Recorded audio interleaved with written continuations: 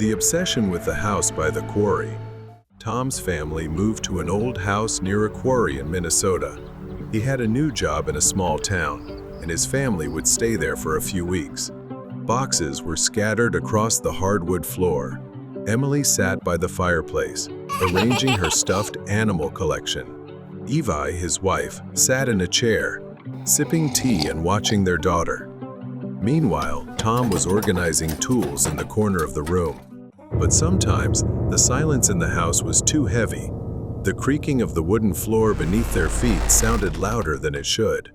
The house fell silent, save for the faint howling wind outside. Tom lay awake, staring at the ceiling.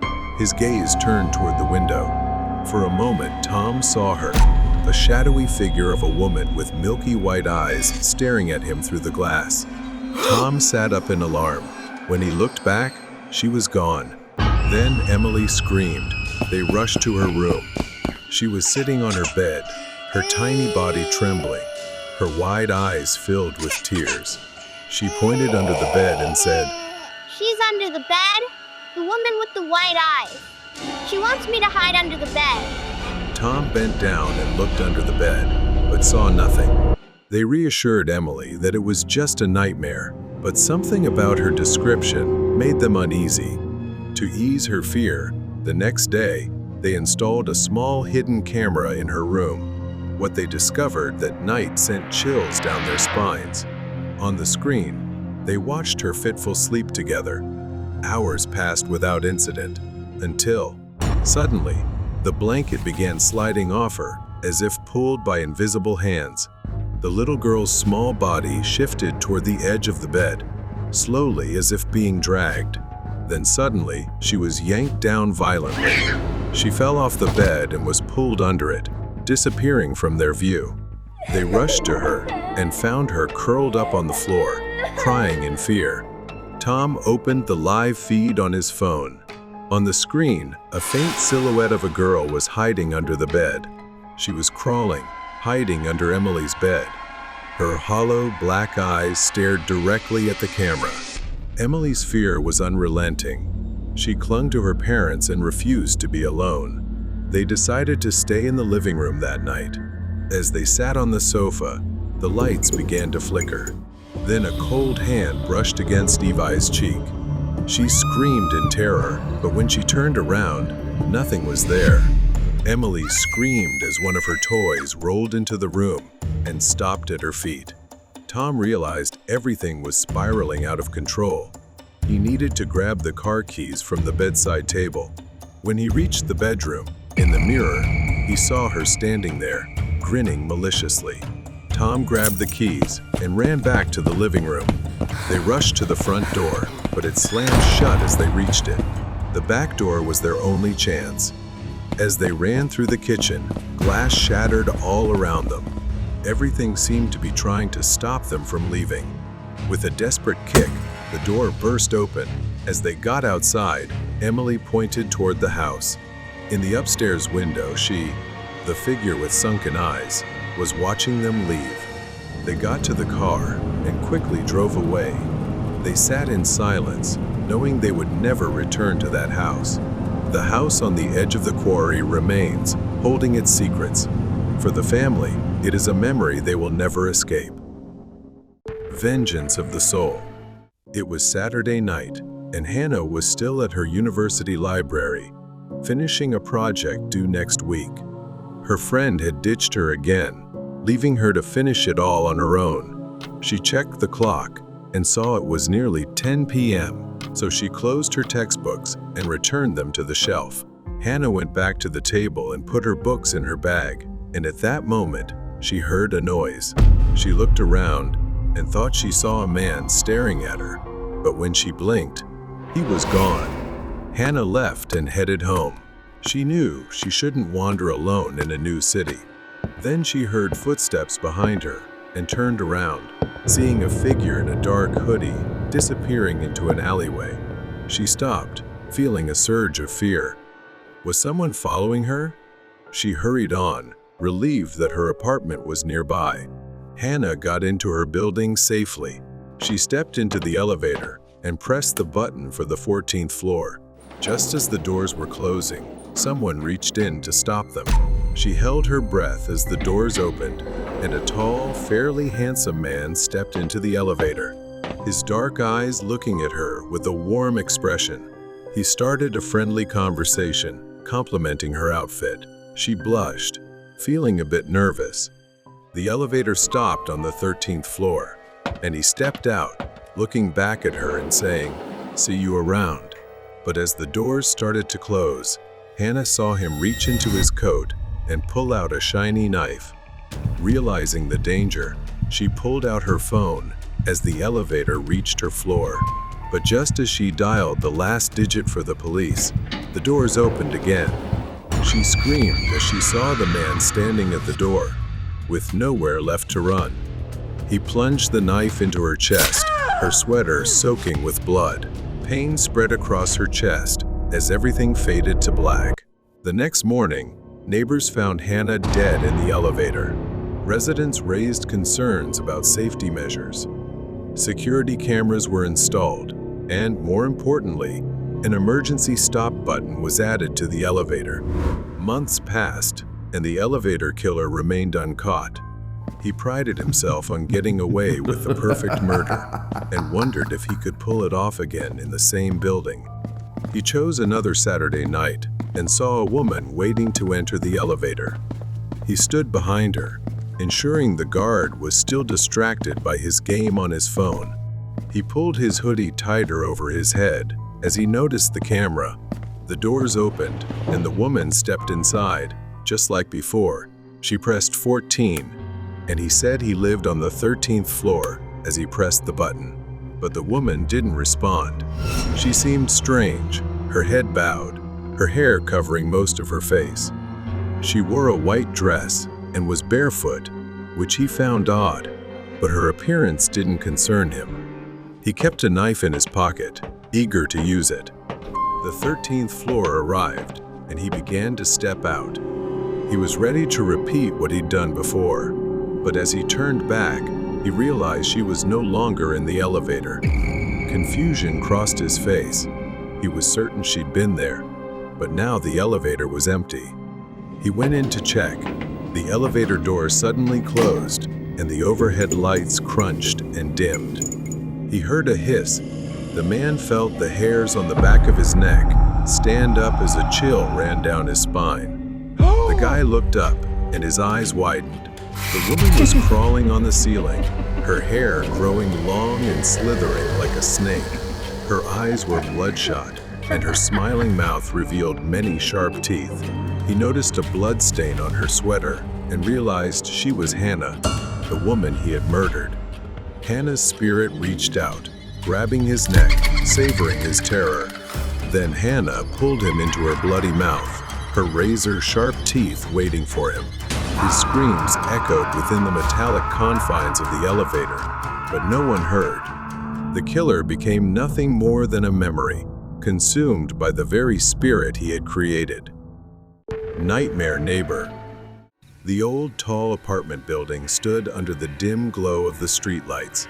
It was late, and most windows were dark. Rena was standing outside, staring up at the second floor. Her floor. She had lived here for a few months, and the place had always been quiet, until Arthur moved in next door. Rena's apartment was at the end of the hallway on the second floor, and taking out the trash usually only took a few minutes. But tonight, she felt as though someone was watching her. As she was about to turn the corner at the end of the hallway, he was there.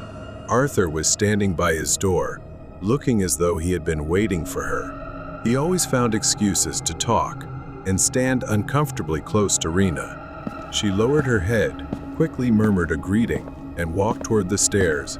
This time, he said nothing. Goosebumps rose on Rena's skin. Something felt different tonight, making her more uneasy than before. Rena entered her apartment and quickly shut the door. She took a moment to calm herself, telling herself she was overreacting. She turned off the lights in the living room, planning to lie in bed and watch TV. It was late, and she was tired, but she wasn't ready to sleep yet. As she walked past the broom closet, She heard a faint sound, a soft rustling from inside. Her heart skipped a beat, and she froze, staring at the closet door. With trembling hands, she reached for the closet door handle. She hesitated. Then she pulled the door open. Arthur was in there, inside her storage closet. For a moment, time seemed to stop. He was just there, staring at her, unblinking, with a twisted smile on his face. He stepped forward, crawling out of the closet like a predator closing in on its prey. She gasped, stumbling backward, unable to believe what she was seeing. She ran into her bedroom, slamming the door shut. But she didn't have time to lock it. The door burst open, and Arthur was right there, his face wild and unhinged. She dashed toward the bathroom, the only place left to hide. She slammed the door shut just as Arthur reached the bedroom. Her hands fumbled with the lock. Rena's back pressed against the cold bathroom wall. Her breaths came in quick gasps as Arthur pounded on the door, trying to break through. The thin wooden door was the only thing separating her from the man who had been stalking her for weeks. His sickening grin etched deeply into her mind. Thankfully, she had her phone. She clutched it tightly, her fingers trembling as she spoke to the police. Her voice was barely a whisper, strangled by the fear gripping her. Arthur pounded on the door again, the wood splintering under the force. Rena knew it couldn't hold much longer. Suddenly, the pounding stopped. She held her breath, pressing her ear to the door, straining to hear any sound. She didn't know if he had left. Had he given up? Arthur stood outside the bathroom door, his eyes wild with anticipation. His patience had run out. His hand hovered over the doorknob. He knew she was cornered, with nowhere to escape. He slowly reached into his pocket and pulled out a small, gleaming knife. His fingers tightened around the handle. Nightmare neighbor. With a single powerful kick, the bathroom door splintered. The door burst open, and Arthur lunged inside, his eyes wide and feral. She backed away, nearly pressing herself against the wall. She screamed at him to stay away, but Arthur didn't stop. He lunged at her, grabbing her arm with a bruising grip. Rena struggled to pull away, but he was too strong. Pain shot down her spine as he twisted her wrist, pinning it against the wall.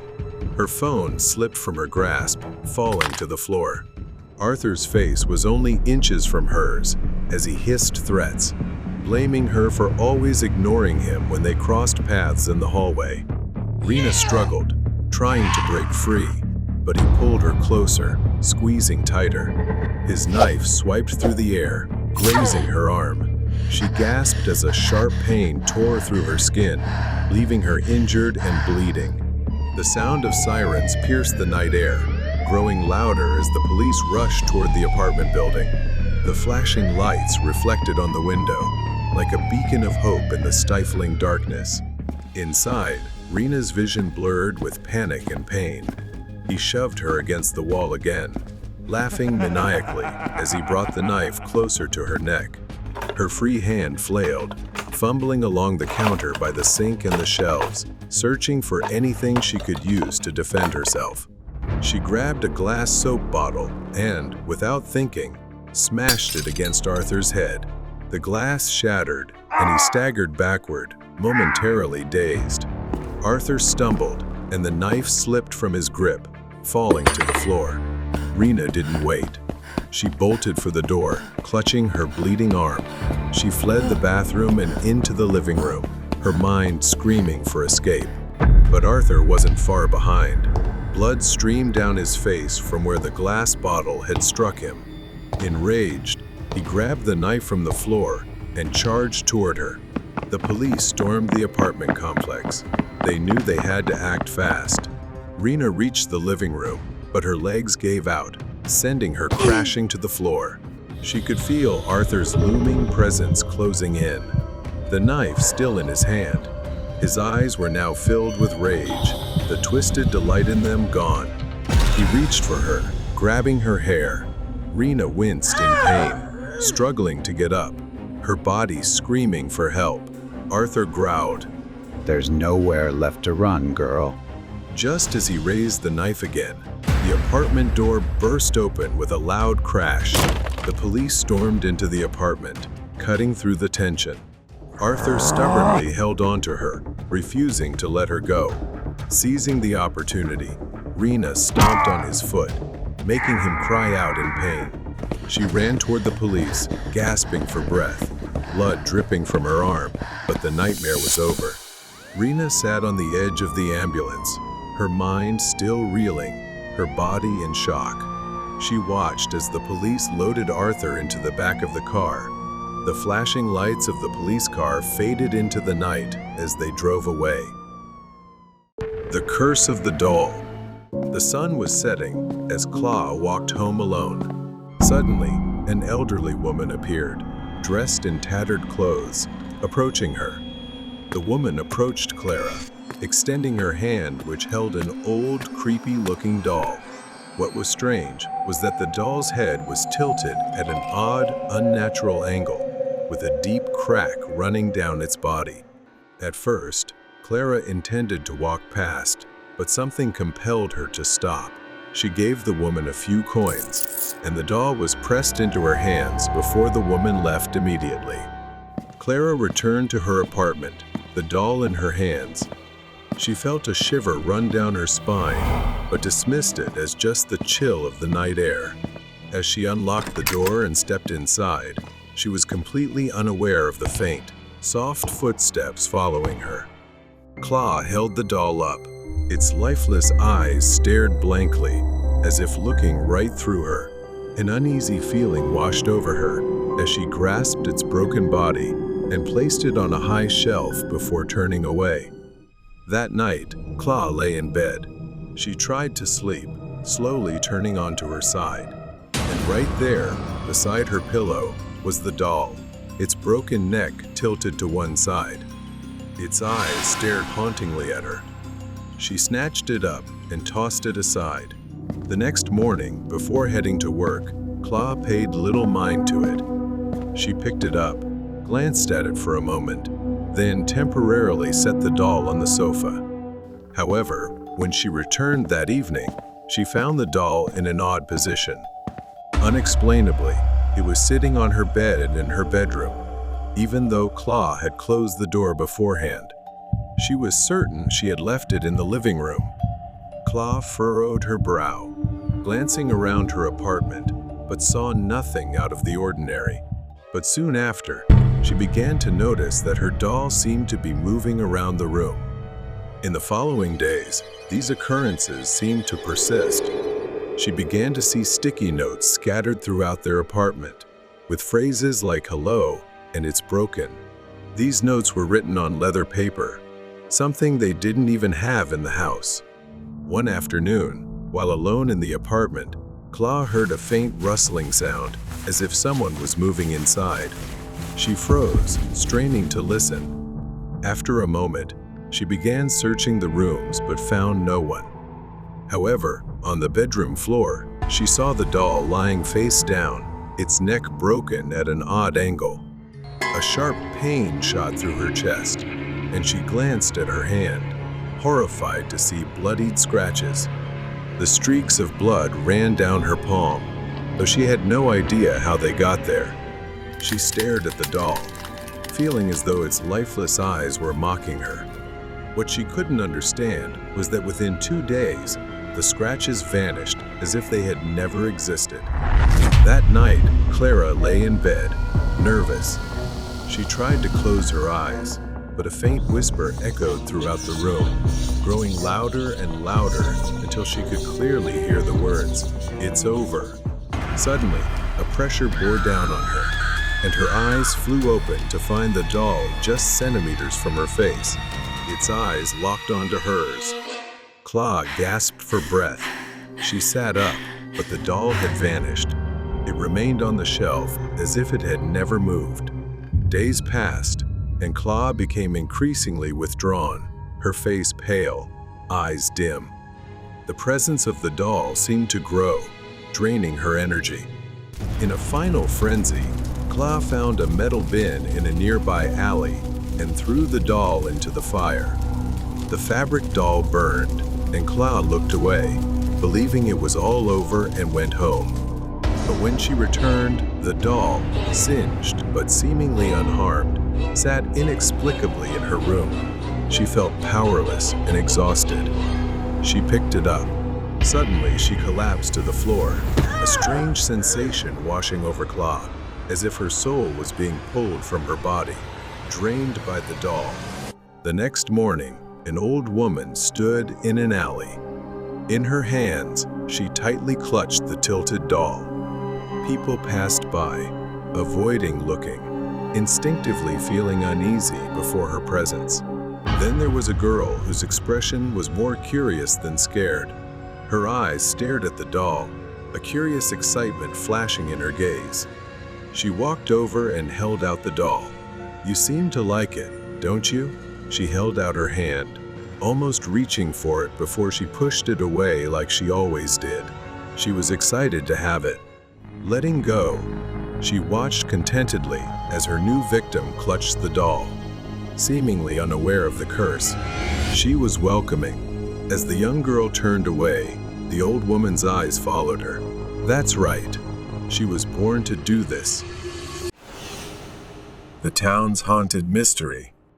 It was during one of our arguments, moving from yelling to an uncomfortable silence. Kira suggested, almost hesitantly, maybe we just need to leave. Start somewhere new. She stared at the wall, her voice trembling.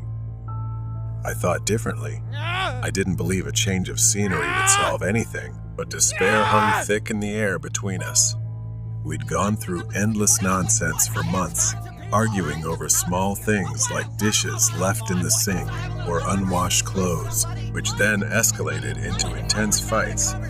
Our little daughter, Lily, would stand in the corner, clutching her toy, her eyes sad as if she understood more than we realized. The arguments became unbearable, and I felt as though our family was crumbling day by day. The drive to our new town was filled with silence. The sun began to set, casting an orange glow on the horizon as we traded one skyline for endless fields. I cracked the window, breathing in fresh air, feeling a weight lift off my chest. Kira smiled at me, a faint glimmer of hope in her eyes. Eventually, we drove up to our new house. It was a small, cozy old building nestled among others on the street. As we unpacked, I felt a flicker of hope. It was the first time I saw her. Margaret, an elderly woman in a sweater and long skirt, stood on the sidewalk. She waved as she saw us, holding a plate of cookies to welcome us to the neighborhood. As we exchanged pleasantries, I noticed a girl standing behind Margaret, around Lily's age but with a troubling paleness. Then she complimented my daughter. I replied, trying to smile politely, but something about Margaret felt strange. Her enthusiasm was odd. Suddenly, she turned serious, mentioning a certain well. She began to tell me about a wishing well in town, urging me to bring Lily there, assuring me she would love it. A wishing well. I found it rather strange, like a local legend from where I lived. She said it would bring luck to anyone who made a wish and tossed in a coin, a tradition spanning generations. The conversation made me uncomfortable. Kira shrugged, but I felt a chill as I watched Margaret leave, the girl following her like a shadow. In the days that followed, the town felt like a breath of fresh air. The change in atmosphere worked wonders for our family. Kira and I argued less, and Lily seemed to thrive in the open space of our new home. The townsfolk were friendly and laid back. Yet, the well kept coming up in conversation. I overheard a cashier mention it, saying, "The well changed my life." At work, my coworkers talked about it as if it were some sort of miracle. Finally, one night, I mentioned it to Kira, about everyone's obsession with this well. She just thought it was probably one of their local traditions. But the unease grew heavier. The atmosphere at work changed. My hours were cut, and coworkers became distant. It felt like something was pressing down on us, suffocating us.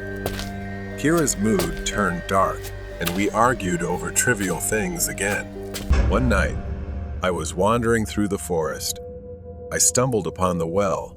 It stood ominously in a clearing, its stone walls oddly slick. I could feel the weight of the town's tradition pulling me back. What if I made a wish? Desperation clawed within me. I approached the well, heart pounding. I had nothing left to lose.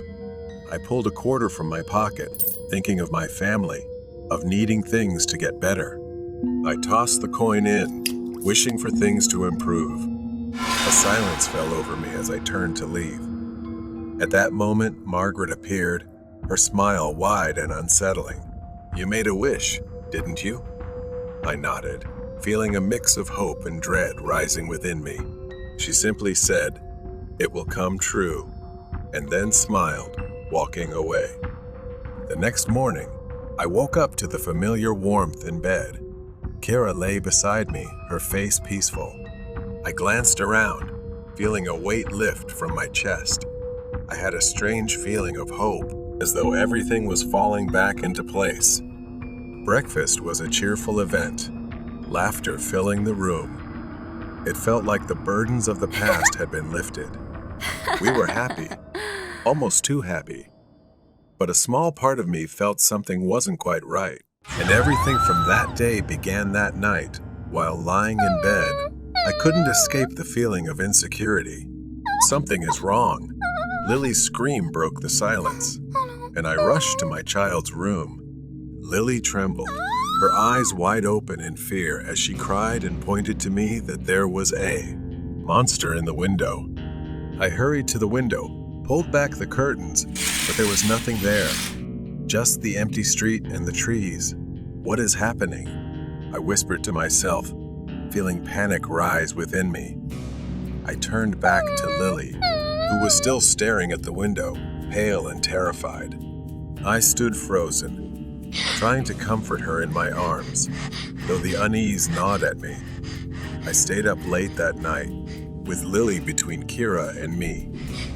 Kira, exhausted from sleepless nights, drifted off, leaving me on high alert. The following days were a chaotic mix of anxiety and paranoia. Lily's nightmares became a nightly occurrence, and each time, I found myself jolted awake by her screams. I tried to distract myself with errands around town, but whispers seemed to follow me everywhere I went. The locals had hollow smiles, with something in their eyes I couldn't quite identify. It felt like the whole town was watching me. "Everything will be fine," a cheerful cashier said as I bought groceries, but her smile felt like a mask hiding something sinister. "Just make a wish by the well." I never wanted this nightmare. I never wanted my family involved in any twisted game. One evening, after another night of Lily's screams, I found myself back at the well, drawn by some force I couldn't understand. The air was tense as I approached, Margaret's words echoing in my mind. As I stood there, I noticed the well's surface glistening under the moonlight, almost inviting me. I leaned over the edge, peering into the darkness. The chill of the night air made me shiver. Suddenly, I heard footsteps behind me. I turned quickly, my heart pounding. No one was there, but the feeling of being watched washed over me once again. I felt a presence lurking in the darkness, and panic took over. I ran home, my breaths coming fast and shallow. I rushed inside, slamming the door behind me. Kira was sitting on the couch, staring blankly at the TV. I quickly ran to Lily's room to check on her and saw she was fast asleep. But when I looked closer, I noticed a thin layer of sweat on her forehead. Something wasn't right. I went back to Kira, pacing the floor, my mind spinning. "We need to do something. This can't keep happening." Kira's gaze was distant, lost in thought. She said to me, "Maybe we should leave. We could pack up and go somewhere else." "No," I snapped stubbornly, feeling the weight of despair. "We can't keep running. We need to find a way to fix this." That night, I decided to confront Margaret. I needed to know the truth. With my heart racing, I left the house and headed to hers. As I approached, the atmosphere changed. I knocked on the door, fear rising within me. She greeted me with a smile that seemed friendly, but it didn't feel genuine at all. I desperately told her I needed to know what was happening. Her expression turned serious, her eyes narrowing. "You know, wishes come with consequences," she said softly. Leaning closer, "You wished for things to be better, but what if there's a cost?" I felt myself unraveling as she kept talking about what I had lost. She tilted her head, that predatory smile returning.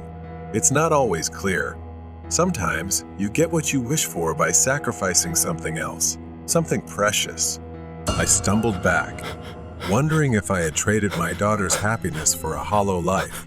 When I returned home, I found Lily in her room, but she wasn't the girl I once knew. Laughter seemed to have been replaced by an eerie silence. She looked at me with hollow eyes, like an empty shell. Regret weighed heavily on me. I had wanted to fix everything, but I had only made it worse, foolishly believing in something dark and twisted. I returned to the well, desperate to undo my wish. I knelt by the edge, staring into the darkness. I want my daughter back. I didn't want this to happen, but the well remained silent. Days passed, and our home became like a prison as Lily worsened, her strange behaviors leaving me helpless and heartbroken, unsure of what to do.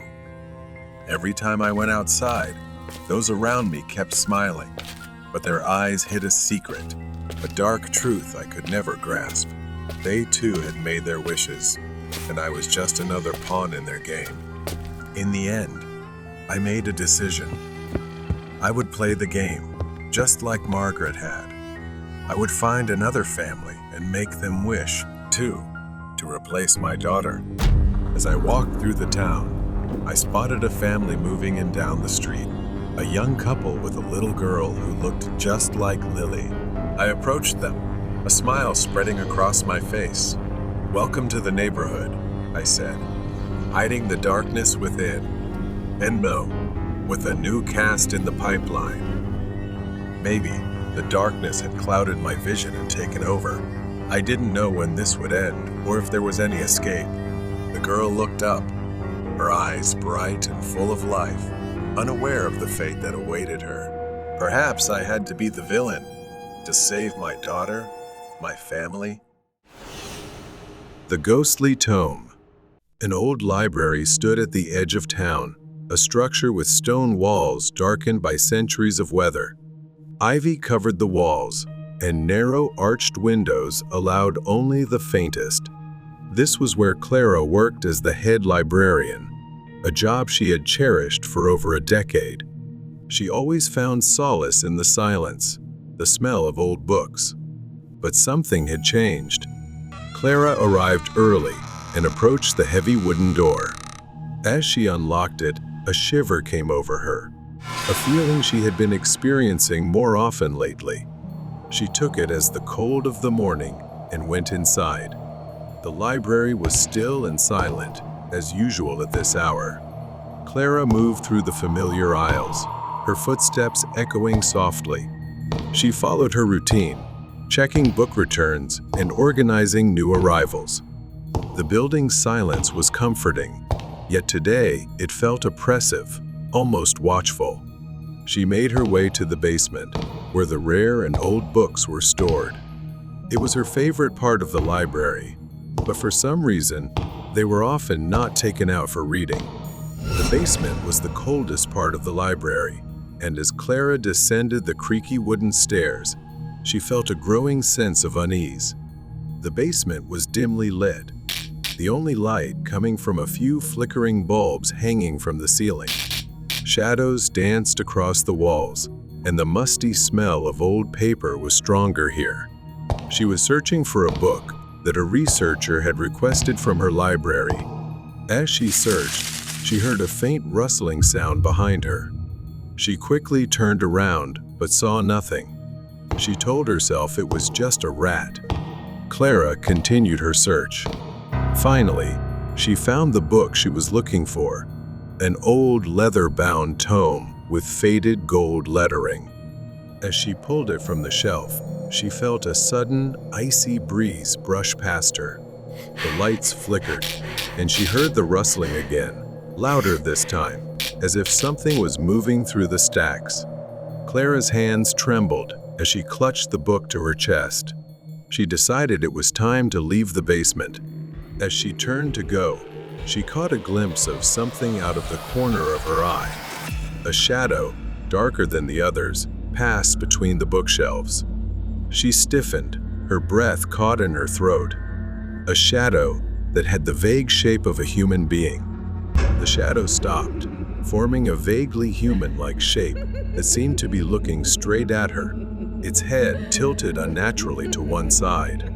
She stumbled up the stairs, nearly dropping the book in her haste. Panic struck. Clara struggled to find the flashlight, but her hands were shaking so much that she couldn't turn it on. The rustling sound grew louder, closer, until she felt it right next to her. Clara felt something cold and wet touch her arm, and she screamed. At that moment, she dropped the book, revealing pages filled with strange, unfamiliar symbols. Reluctantly took the book back, feeling an inexplicable pull to take it with me. In the darkness, as she brought the book upstairs, Clara could feel its presence. It seemed to seep into her mind, filling her with fear. As she neared the basement door slammed shut behind her with a deafening noise. The library above seemed unchanged, still and silent, but the claustrophobic feeling remained. Back in the main lobby, Clara sat at her desk, a mysterious book in front of her. She placed the book on the table and took a breath, then stared at it with both fear and curiosity. She started to wonder whether she should open it or not, but then she curiously opened it to examine the symbols, flipping through each page, brittle with age. The symbols seemed to shift and change, almost as if they were alive. She shook her head, blaming her imagination. And thinking she was being paranoid. Darkness filled the library. She suddenly read a passage out loud. Suddenly, the whispering became louder. The lights flickered violently, then went out completely. Clara's breathing became rapid. She tried to ignore it, closed the book immediately, and decided to put it back in its place. The library was silent and dark. Clara, she doesn't know if she's in her imagination, or if something is residing in this library, or if there are hidden secrets that she doesn't know yet. Morning light cast long shadows through narrow windows. Clara stood outside, hesitating to enter. She gathered her courage, took a deep breath, and stepped inside. Clara slowly walked toward her desk, her footsteps echoing in the empty space. As she passed by, she glimpsed the old book she had stored in the basement yesterday lying on her desk. Clara was horrified. She was certain she'd put it back on the shelf in the basement. Clara stared at the book, hesitated for a moment, then grabbed it, deciding to destroy it in hopes of freeing herself from this fear. She walked toward the old fireplace at the far end of the library, gripping the book tightly. She opened it, and the symbols writhed as if alive, almost resisting her. She threw the book into the flames. A hissing sound escaped from the book. The fire abruptly went out, extinguished, leaving the book charred but still intact. Clara stared at the ancient book, desperate. She raised the book to throw it into the trash. But as she swung her arm, an invisible force pulled it from her hand. The book flew across the room, hovering mid-air. Then it started flying back, hurtling toward her with fierce speed. It slammed into her chest, knocking the wind out of her in pain. She gasped, stumbling backward, clutching her aching ribs. She held her breath, watching the book fall to the floor. its pages flapping wildly. Clara's hands trembled as she picked up the book again, and from the corner of her eye, she sensed someone standing and watching her. At that moment, everything seemed to go dark. Turning slowly, she found herself face to face with a shadowy figure from her nightmares. She lifted her phone flashlight to see. The figure moved slowly into the faint light, revealing the distorted, grotesque shape of a woman. Her skin was pale, stretched tightly over sharp, angular bones. Her face was gaunt, with only skeletal features. Her mouth twisted into a crooked smile, revealing jagged, decayed teeth. Her eyes were black, hollow, and lifeless. Clara stumbled backward, her flashlight slipping from her hand. The grotesque woman moved closer, her jerky movements almost puppet-like. Then, in the blink of an eye, it lunged toward her, its twisted, skeletal hand stretching out, distorting as it reached for her. Its claw-like fingers scratched across Clara's face, as if devouring a meal. Clara raised the book defensively, trying to fend it off, but the spirit lunged at her again. With its unnaturally elongated arm, it grabbed her shoulder once again, pulling her closer. Pain tore through her, as if her skin was being ripped apart. She tried to scream, but no sound escaped. The woman's face came closer, her distorted smile stretching impossibly wide, revealing layers of rotting flesh inside her mouth. She stared into the ghost's endless, empty black eyes. The book slipped from her hand. The book's pages began to flip wildly, symbols blazing with dark energy, as if absorbing the terror flooding the room. In a final attempt to escape, Clara crawled backward, away from it, but it floated after her, laughing loudly, piercingly. Clara's vision dimmed as her strength drained away, her body paralyzed, her mind succumbing to the encroaching darkness. The library stood eerily silent, pale light cast on the dark stone walls. Villagers gathered, whispering to each other as they noticed Clara's absence. The library doors remained shut, and though a few dared to peer through the windows, they saw only empty, silent rooms with no sign of Clara. The whispers lingered, awaiting the next unfortunate soul to uncover the library's secrets. Pizza orders at the end of the day. If you've ever worked the late shift at a delivery restaurant, then you're probably familiar with occasionally receiving a last-minute order just before closing. That day, a man placed an order for a pizza. After entering the location into the GPS, I realized that the address was far and remote. I tried to mention the inconvenience of delivering it because it was quite far, but the guy on the phone just ignored me. As I entered the address into the GPS on my phone, I realized how remote it was, and I started regretting not hanging up when I had the chance. As I drove, the winding, unfamiliar roads led me deeper into the countryside, past an old abandoned blockbuster. I recalled my mother's warning never to go beyond that place, but I never knew why. Memories of missing children and locked doors from years ago flooded back, leaving me uneasy. The dirt roads became increasingly difficult to navigate. Finally, I arrived at the location, a rundown, abandoned house at the end of a muddy road. I felt a chill as I wondered if I had the right address, but the GPS confirmed that I had arrived. Leaving the pizza in the car, I approached the house to see if anyone was home. A note was taped to the door with instructions to deliver the pizza to a vehicle near the house. This struck me as odd. Why hadn't the customer mentioned this over the phone? And who asks for a pizza to be delivered to a vehicle? I was confused. Despite growing anxiety, I decided to follow the instructions since I had come this far. As I rounded the corner of the house, I was startled to see an old camper van parked with its back doors wide open. I slowly approached, hardly daring to breathe. I froze as I realized the figure was dragging something heavy, a rolled-up carpet, stained dark. The man finally moved, stepping forward into the dim light. His face remained hidden in the shadows by a wide-brimmed hat, but I could feel the cold and mysterious aura emanating from him. He extended a gloved hand toward me, but instead of reaching for the pizzas, he handed me an old, weathered envelope. I hesitated before taking it, sensing something unsettling.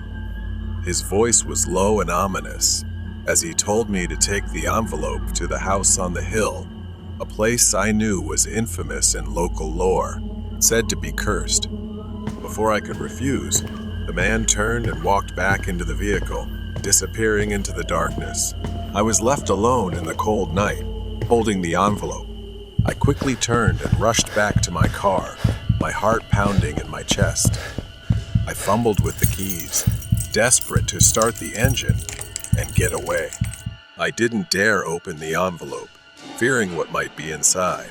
Instead, I threw it onto the passenger seat, started the engine, and drove off.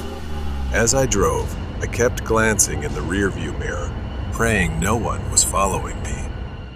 Then suddenly, that vehicle began chasing me, with the faint sound of the radio echoing behind. In a moment of desperation, I decided to floor the gas pedal and head back to the old Blockbuster building, the only nearby place where I might find some cover. I pulled off the road and parked behind the building, killing the engine. I held my breath, praying I hadn't been seen. I waited until the music faded before I dared to breathe again. As I sat in the darkness, my phone finally died, plunging me into complete isolation. In the distance, I saw a figure. It was him, slowly approaching with that mysterious wide-brimmed hat. Panic began to overtake me. I fumbled to start the car, my hands trembling with fear. The engine roared to life just as the man reached the car, his hands slamming against the window. I slammed the gas pedal and sped away from there. I drove straight to the police station. When I arrived, I frantically explained what had happened, but the officers seemed skeptical. They told me that the house where I delivered the order had been abandoned for years and that the area was known for strange occurrences, but I knew what I had seen. Several weeks later, as I tried to move on with my life, I received a package in the mail. There was no return address. Inside was the same old envelope, and this time there was something inside, a small handwritten note that simply read, "We will meet again." The mystery behind a portrait.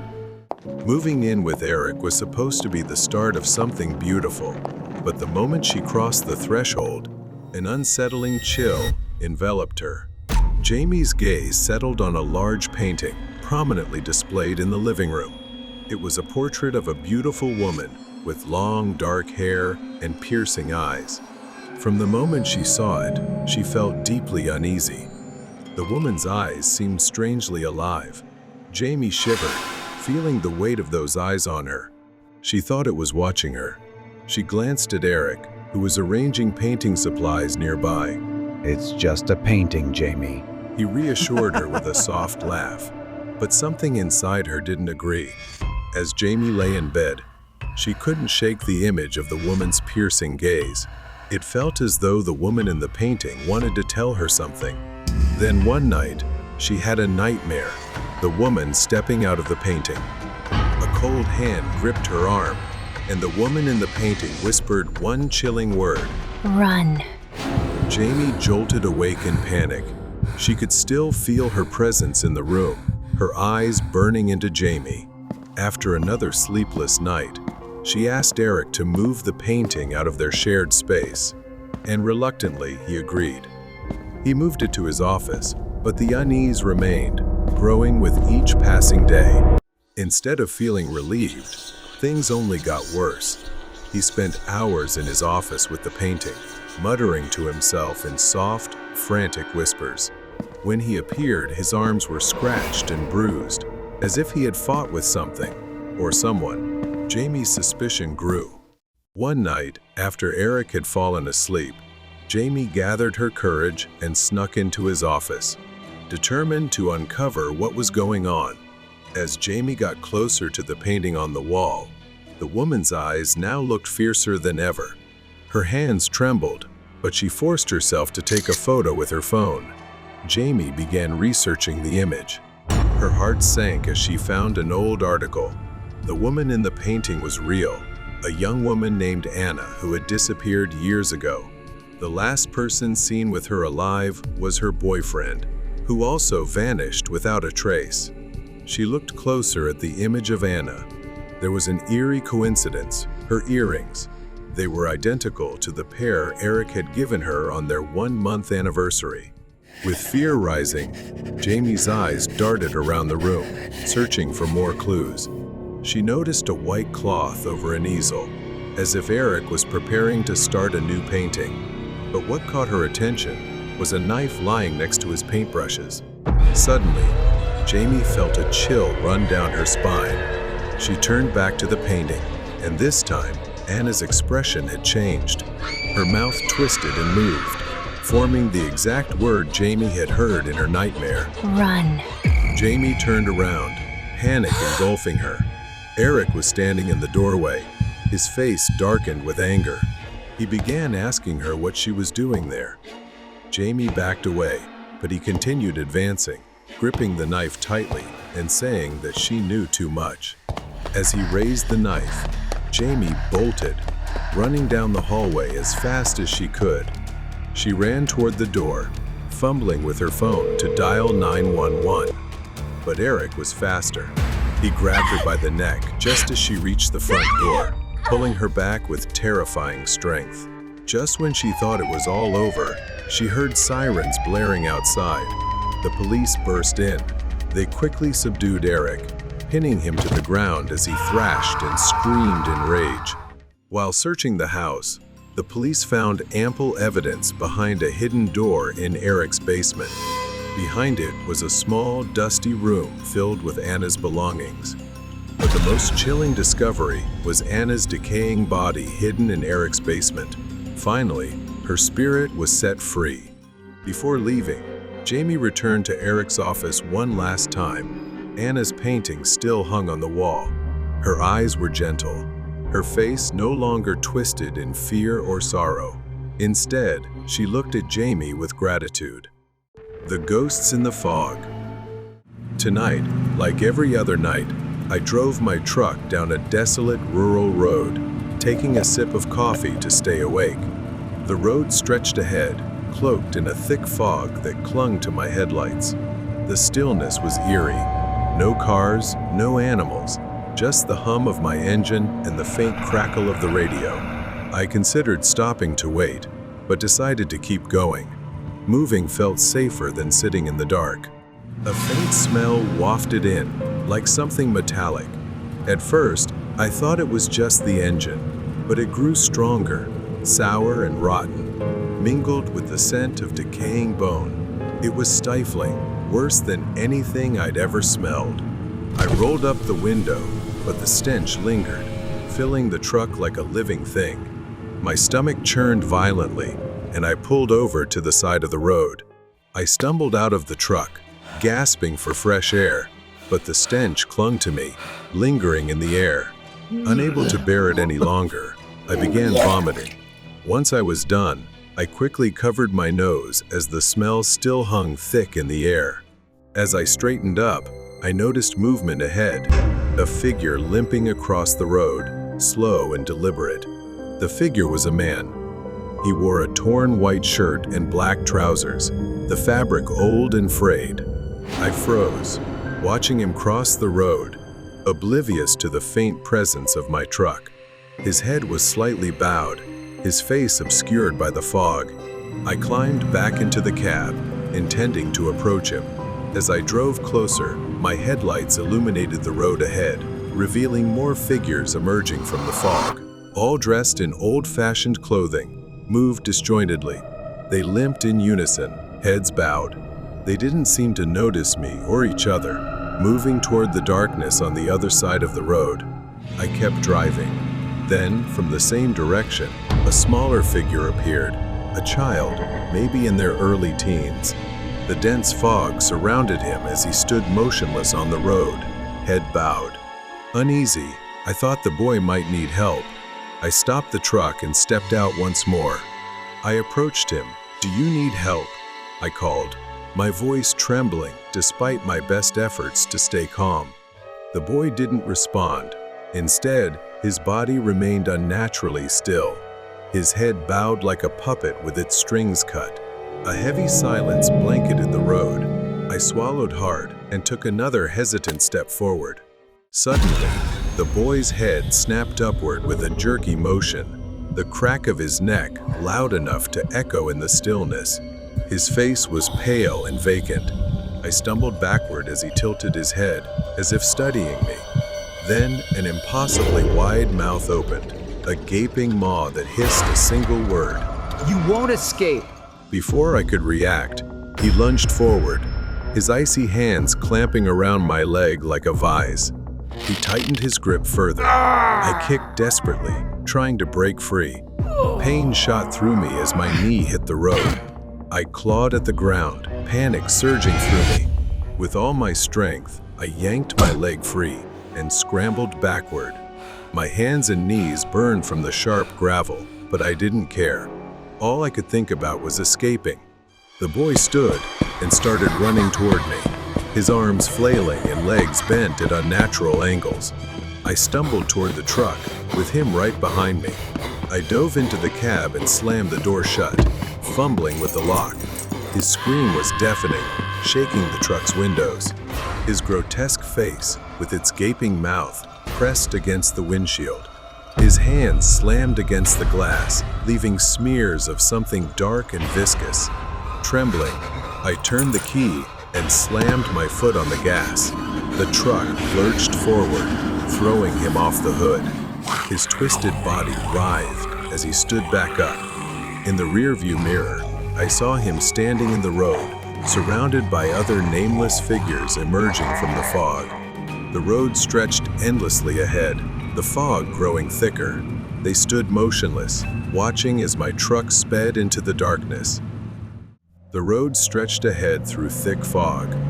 I couldn't stop thinking about the faceless figures I'd seen before. Days had passed since I escaped the boy in the fog. Their hollow presence, the way they lunged toward me. It felt like they were still out there, just beyond the reach of my headlights, waiting for me. But I couldn't turn back. My delivery had to be made, and this was the only road. Then that smell hit me again faintly at first. Metallic, but quickly turning into a stench, sharp and rancid, like rotting meat. My stomach twisted as I tried to breathe through my mouth, but it was no use. Ahead, my dim headlights illuminated an old sign by the roadside. It swayed lightly in the wind, its paint cracked and faded. Danger, though at the time, I had no idea of its significance. My headlights flickered briefly, catching the silhouette of a figure in the distance. I slowed the truck, squinting to see the figure more clearly. It was a man, limping across the road, his form distorted by the fog. I hesitated, unsure whether to stop. Then another figure appeared, and another. All of them moved in the same direction, heads bowed, their movements unnervingly stiff. I continued driving slowly, keeping my distance. The figures kept crossing, oblivious to my truck, disappearing into the fog on the other side. I gripped the wheel tighter. "Just people," I muttered, trying to calm myself. "Just people." Then my tires hit something wet and slippery, causing the truck to swerve. I slammed on the brakes, and then I saw it. A black, wet streak stretched across the asphalt. I stepped out of the truck, the freezing air biting at my skin. The stench hit me, a wave of nausea roiling my stomach. Ahead, the trail led to the carcass of an animal, its body decayed and rotting. Flies buzzed frantically around it, staining the road with wide, dark streaks. I was about to leave, but then something caught my attention farther down the road, shapes moving in the fog. A group of people stood by the roadside. Their movements were strange, unnatural. The next sound that reached me was growling, and perhaps chewing, as if they were gnawing on something. The fog thinned enough for me to see them clearly. I didn't know what they were, but they resembled the things I had seen before, only much more terrifying. Horrifying hollow cavities gaped on their faces and bodies, oozing a black, tar-like fluid. Some of them hunched over another animal carcass, gnawing on its remains with clawed, deformed hands. My gasping breath broke the silence. Then their movements suddenly slowed to a halt. For a moment, I froze, and the others followed suit, all raising their heads in unison. They were looking at me. Then they began running, charging toward me. Their bodies twisted and contorted, their growls morphing into frenzied screams. They were faster than I imagined. I stumbled, fumbling for my keys as I turned back toward the truck. The keys slipped from my hand and fell. I was only a few steps from the truck when something grabbed my leg. I fell hard, hitting the ground. One of them had grabbed my leg. My foot was slick with its slimy grip. In a moment of desperate panic, I twisted and kicked with all my strength to break free. I staggered to my feet and bolted for the truck. I slammed on the gas, speeding away from those grotesque creatures. I didn't stop. My hands ached. The road stretched ahead, silent. In the rearview mirror, all that remained was an empty highway. I swore I would never take that road again. I silently thanked whatever force had kept me alive. The strangers in the elevator. It was late, and the tall apartment building loomed against the foggy sky, its dim lights flickering in the mist. The street was quiet and empty, except for the occasional sound of distant traffic. I want to take a walk to enjoy the fresh air a bit. As I walked towards the elevator, the air suddenly became cold, making me shiver. The sliding doors opened. I stepped inside and pressed the button for the first floor. The elevator began descending, but suddenly, it stopped at the 6th floor. The sliding doors opened with a faint creak, and a woman was standing there. She was thin, her cheeks hollow, and her messy hair hung down over her face. Dark circles surrounded her lifeless eyes. A sense of unease crept over me as I noticed she was barefoot. She stepped inside, clutching her stomach as if in pain. Her head remained bowed, her movements slow and deliberate. I shifted uncomfortably, but something about her appearance left me confused and uneasy. Her dress was dirty, and she looked like she might be homeless. Her gaze remained fixed on the elevator floor, even though there was nothing there. When the elevator reached the 1st floor, I hurried out without even looking back. I quickly left the building. A little while later, I returned to the building, brushing off my thoughts, and stepped inside. As I pressed the button for the 8th floor, the elevator began to rise, but stopped again at the 6th floor. The elevator doors opened, and a horrifying sight greeted me. She was standing there, and I froze. Then, she began crawling frantically toward me. Panicking, I quickly pressed the close button, just in time before she could reach me, and the elevator doors shut.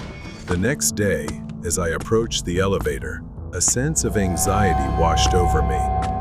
The elevator descended, stopping once again at the 6th floor. The sliding doors opened, and this time, it was a man. He was barefoot, just like the woman. I began to whisper, "Are you okay? Do you need help?" The man turned to look at me, his face showing pain, mumbling and then saying, I've lost something. My stomach hurts so much. Then he collapsed onto the floor, his hands searching the ground for something I couldn't see. Everything felt eerie and terrifying. When the doors opened, I bolted out of the elevator immediately, my whole body trembling with fear. I went to the management office, but they said no such person existed. Still unsettled, I went to the mailroom to pick up some things, and that's when I began to piece things together. When I opened my mailbox, one thing caught my eye: the maintenance bill for the 6th floor. 2 apartments were listed, 601 and 602, along with the water bill. Oddly, I noticed 602's water bill was abnormally high. A few nights later, I returned to my apartment after working late. When the elevator doors slid open, a large man was holding a long, heavy golf bag. It had a strange smell, a faint metallic tang wafting through the air. I glanced at the elevator control panel. The 6th floor button was lit. When the doors opened on the 6th floor, he stepped out, carrying the bag into the dark hallway toward apartment 602. I glanced down and saw tiny drops of something dark, like blood, on the floor. What was he carrying? Back in my apartment, I couldn't sit still. Finally, I picked up my phone and called the police. The police entered the building, heading straight for the 6th floor, to apartment 602. Inside apartment 602, they found a makeshift surgical room. Blood was everywhere. They also found a freezer and the suspicious golf bag. Inside were corpses. Their organs had been removed. The police uncovered evidence of organ trafficking taking place right in my building. At that moment, I asked them about the barefoot man and woman I had encountered in the elevator, but they said there was no one like that in the building as I described. I requested to see the elevator surveillance footage.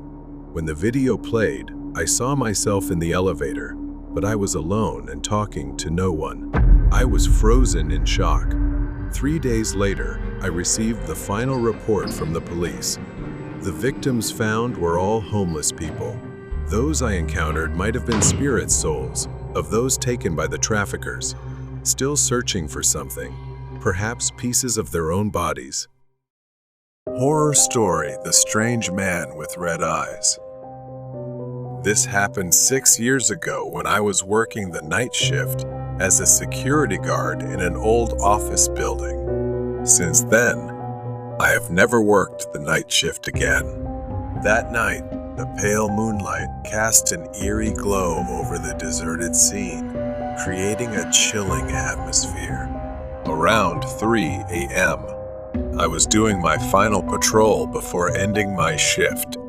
As I walked through the dark hallway, I heard strange footsteps.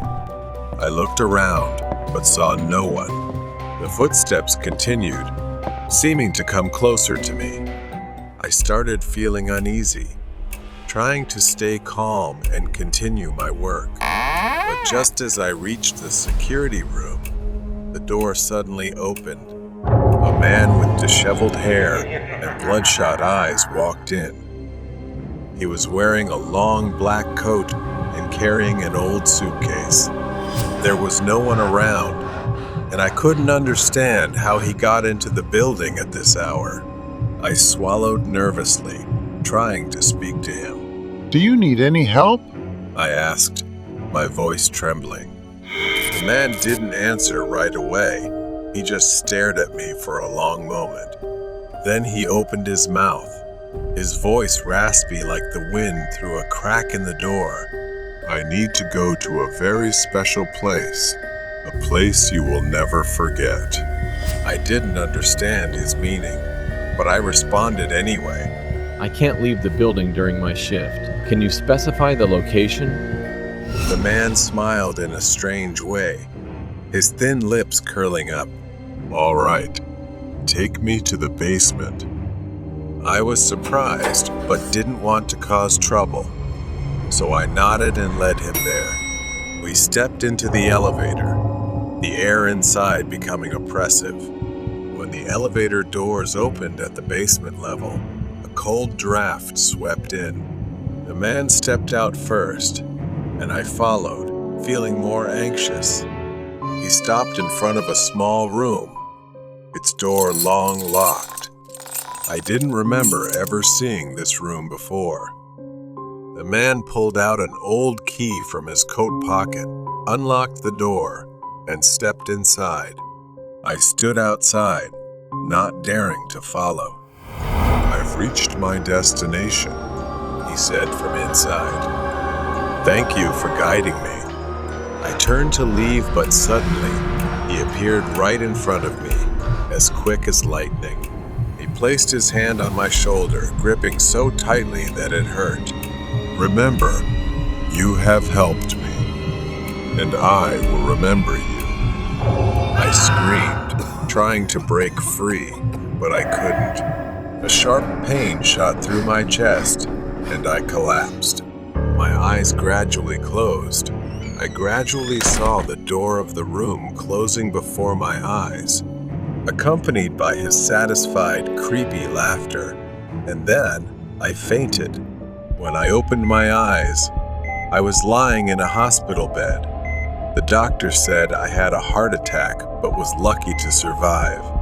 I recalled the man and asked everyone around about him, but no one had seen him, and the security cameras recorded no one but me.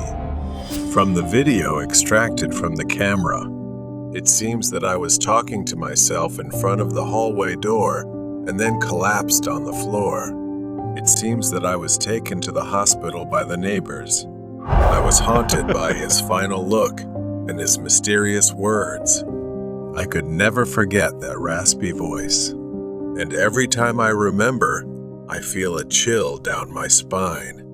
I had once guided a mysterious man, and it had changed my life forever. The Yin and Yang Train. The Midnight Express was a train shrouded in mystery and fear.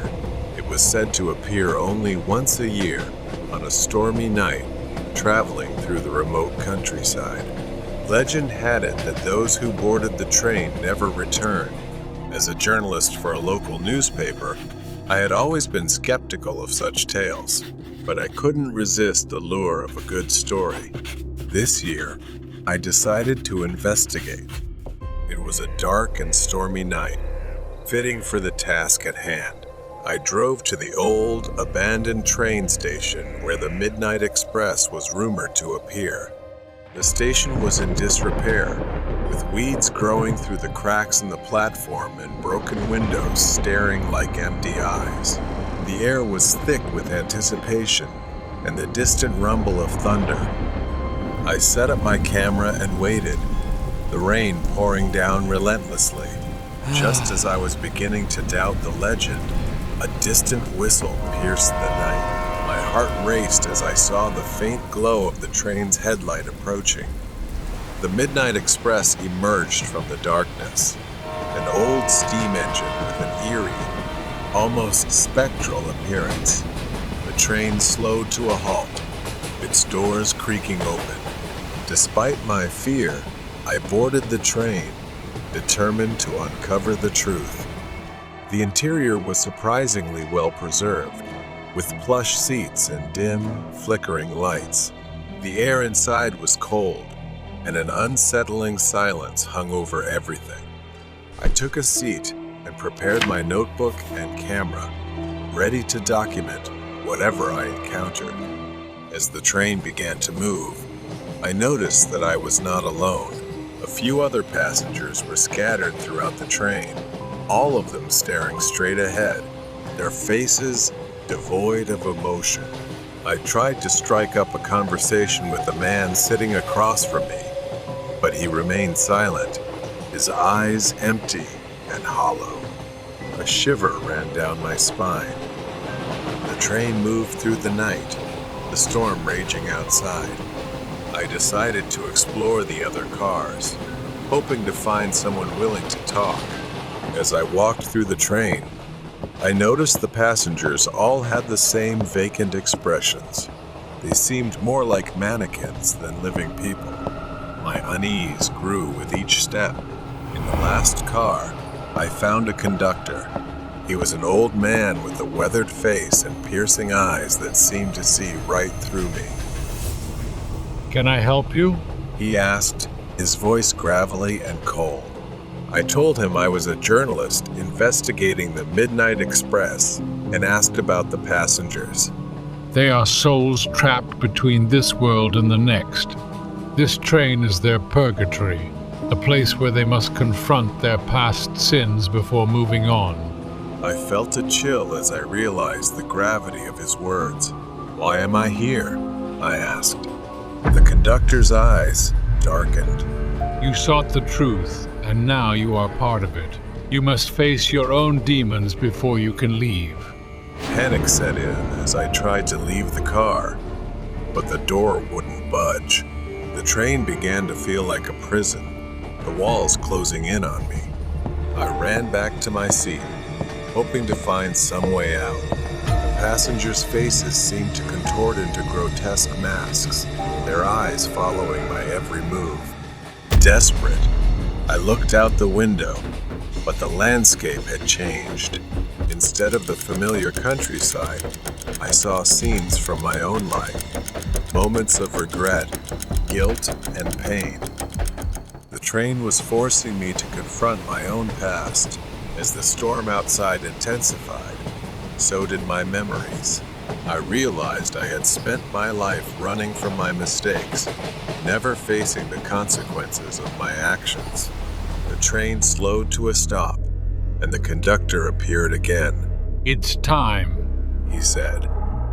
With a deep breath, I stepped off the train and into the unknown, ready to confront my past and seek redemption. The Midnight Express disappeared into the night, leaving me alone on the platform, but no longer afraid. I had found my story, and it was one that I would carry with me forever. Night shift at the morgue.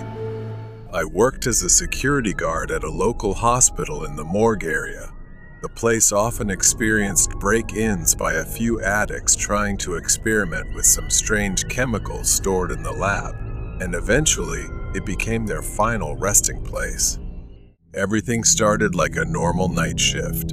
Hygiene plays a crucial role in the hospital. To keep the place more sanitary, they recently installed automatic sliding doors that open when someone passes by, eliminating the need to touch any door handles.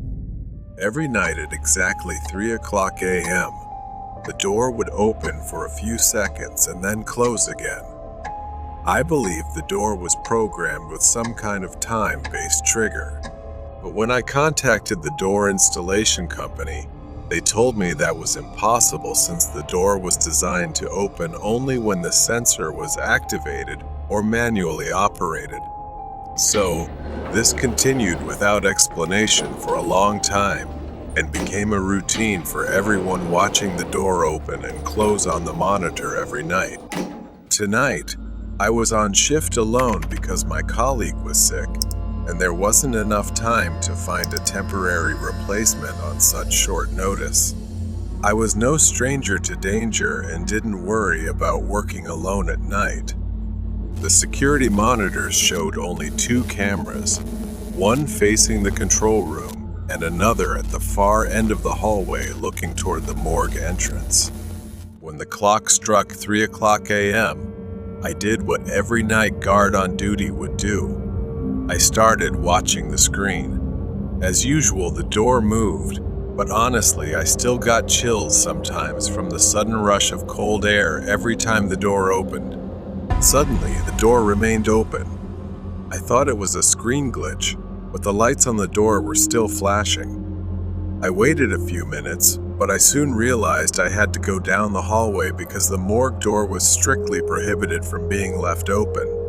As I walked down the hallway, the cold air blew against me, and I thought it would be even colder when I reached the morgue. I had hoped that the door might have closed by the time I got there, but just as I saw on the monitor, the door was indeed still open, and the camera was functioning normally. I tried waving my hand in front of the sensor, but it was useless. The door didn't budge. I reluctantly considered my next option, which was to check the sensors from the inside. As I turned around to look down the hallway, the door finally closed. I felt my hair stand on end as a strange quietness settled in a sensation like someone was standing right behind me. Out of curiosity, I went back to the monitor. I decided to rewind the security footage to the moment I approached the door to see if I could spot anything unusual. And what I saw was something I shouldn't have witnessed. There was a girl standing in front of the door behind me. I couldn't clearly see her face because of her long black hair and the white dress she was wearing. She just stood there smiling, staring at me with one eye. To this day, I still can't explain it, as I had just been there and hadn't seen anyone. It wasn't until I checked the other camera that faced the entrance to the control room that I truly shuddered, and I still have nightmares about it to this day. Due to a mysterious power surge, most of the data on the drive was completely corrupted. I stared at the blank screen, my mind reeling. The events of that night played over and over in my head, and I couldn't shake the feeling that something was still in the room, watching from the shadows. Every night, as I try to sleep, when the clock strikes 3:00 a.m., I can still feel the chill in the air, the weight of invisible eyes on my back, and the quiet whisper of the girl who was there. The old classroom was sealed off. It was my senior year of high school when the rumors about room 217 started circulating. Room 217 was an old, unused classroom tucked away at the end of the third-floor hallway, sealed off for as long as anyone could remember. The door was always locked, the windows covered in thick layers of dust. Students whispered about it in hushed tones, claiming it was haunted, though no one seemed to know why. One rainy afternoon, after staying late for an after-school project, my curiosity got the best of me. My friends had all gone home, and the school was eerily quiet. As I packed up my things, I realized I had left my notebook in the library. On my way back to get it, I wandered down the third-floor hallway, my footsteps echoing off the walls. The scene was so empty and scary. When I reached the end of the hall, there it was, room 217.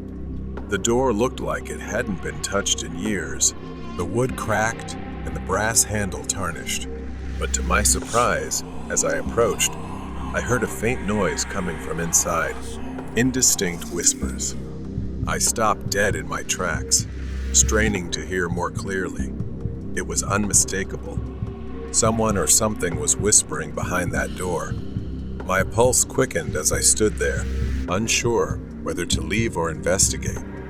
Against my better judgment, I reached for the doorknob, fully expecting it to be locked. It wasn't.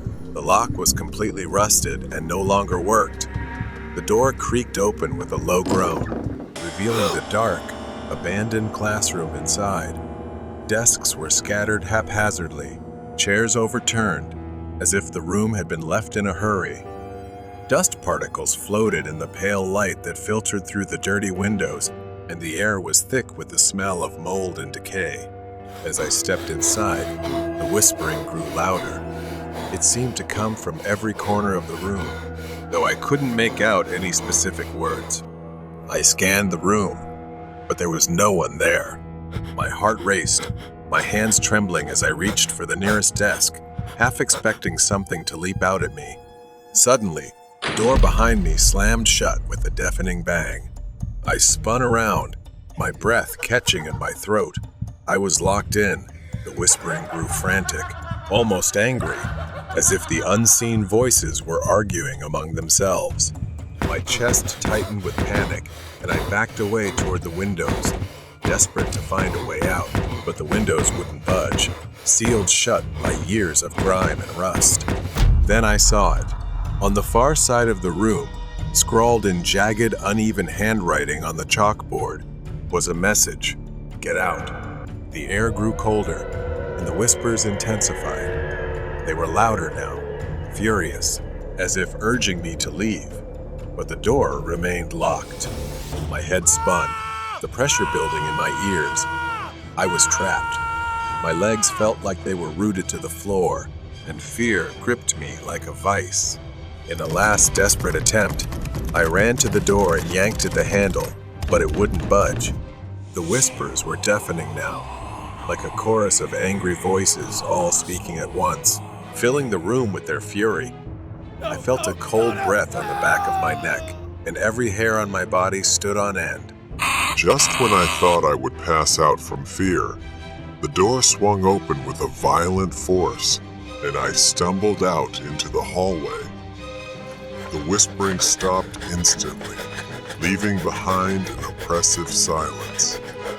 I didn't look back. I ran down the stairs, out of the building, and straight home without stopping. The next day, I told a teacher what had happened, hoping they would check the room. But when we returned to room 217, the door was locked once more, and the classroom looked undisturbed. No one believed my story. For the rest of the year, I avoided the third floor altogether. But even now, years later, I still hear the whispers in my nightmares. Something was in that room, something that wanted me gone, and I'll never forget the terror that filled my heart in the whispering classroom. The Stalker. I worked as a cashier at a home improvement store, and my coworker, Nicole, quickly became my best friend. She was very sweet, a bit shy, and unfortunately, she was often hit on by customers. Most of the time, it was just harmless flirting or a dinner invitation that she politely declined. But one day, something different happened. Nicole told me about a man who had asked her out. She had declined, as usual, saying that she had a boyfriend. The man seemed irritated but left without causing any trouble. Later that day, he came back. Nicole was helping a customer, so I was alone at the counter when he approached me. He looked quite handsome, but there was something about him that made me feel uncomfortable. He spoke in a deep voice and said he was there to see Nicole. I asked how he knew her, and he lied, saying she had agreed to go out with him and that he was there to pick her up.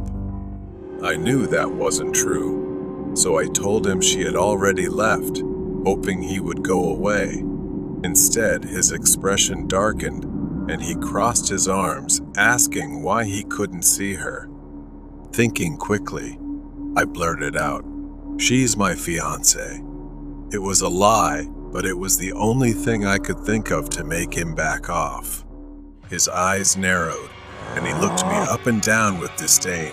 Someone like her with someone like you? He scoffed at me. I held my ground, repeating that she wasn't available. He stared at me for a long moment before turning and leaving. I told Nicole what happened when she came back, and she felt creeped out but also found the fiancé excuse quite amusing. We laughed about it, thinking it was over.